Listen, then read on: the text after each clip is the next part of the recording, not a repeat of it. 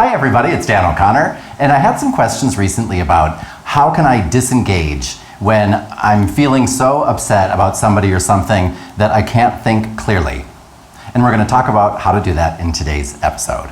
Communication training with Dan O'Connor. So when you realize I'm a little bit out of control and I can't think clearly, we can't always have the wherewithal and the presence of mind to say, therefore I'm going to wait to have this talk. But anytime you possibly can wait until your mind is clear and you've had time to simmer down a little bit, that is always the best choice. You know, many communicators we know take advantage of the opportunities when they are emotionally out of control to go and confront somebody. But remember, confrontation in itself is a danger phrase.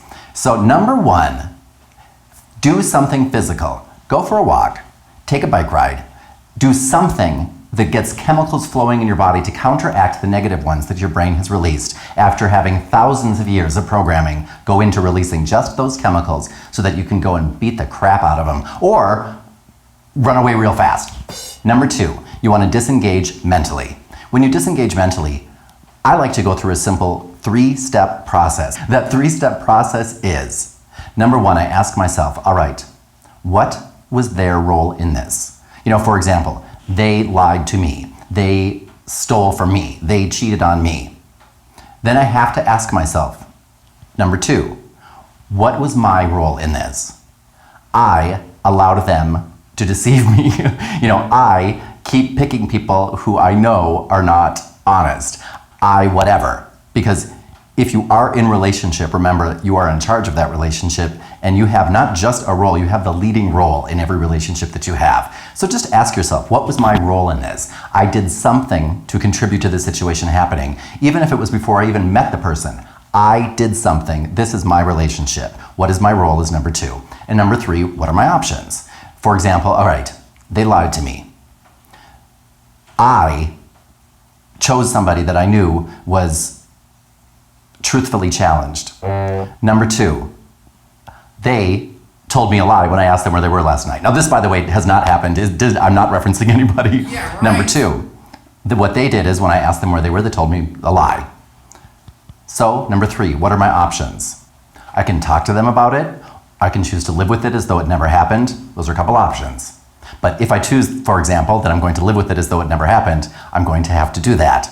But once I have determined what my options are, then I move along to disengage step number three. And disengaging step number three is to disengage verbally. I'm going to now get it off my chest because remember, what's in you comes out of you. And you know, it was kind of like I did a video on forgiveness a couple of weeks ago, and if you haven't had a chance to take a look at it and you are harboring something in your heart that you can't let go, check it out here. But it's kind of like, and by the way, I am doing a follow-up to that. When I do not forgive you, I hold that in my heart. Do you hear that? Do you hear that? There's a thunderstorm outside. When I do not forgive you, I hold that, which I'm not forgiving, in my heart, and I bring that with every single conversation that I have. I bring that with me when I speak to my mother. I bring that heart with the big old stain on it when I speak to my nephew. I bring that heart with a big old stain on it when I talk to my fellow communicators. I bring that heart that is tainted with that stain of unforgiveness wherever I go, in every relationship that I have, with every conversation that I have, every word that I speak is now tainted, because that is the energy that I bring with me to every single relationship and conversation and person in my life. Therefore, when I forgive, I don't do it for you, I do that for me. But let's just say now, I have come time to disengage verbally, because if it's in me, it's going to come out of me, one way or another. I mean, we all know that. If we all know what I'm talking about. So, once it comes time to do that, use a simple script. You know, that's what scripts are really all about. When you have a difficult message that you have to deliver, and I hate delivering difficult messages. That's why I've learned so much about how to do it, because once you keep learning and learning and learning different ways that you can deliver difficult messages, even though it stinks and you hate doing it, you can do it. And you know, all right, I'm going to use a desk script. I'm going to tell them, D, this was the behavior. E, this was the effect of your behavior. S, I'm going to say what I want. And C, give you some consequences, hopefully good. And I'm just going to say, John, yesterday you did this. Here's what happened because of that. In the future, if you do this, you will get that. Are we clear? Can we do that? Can I count on you? Whatever it may be. If you go through that process, you will be heads and shoulders above the average communicator because most people do not have a clear positive way to disengage. And remember that you can't disengage from negativity with more negativity.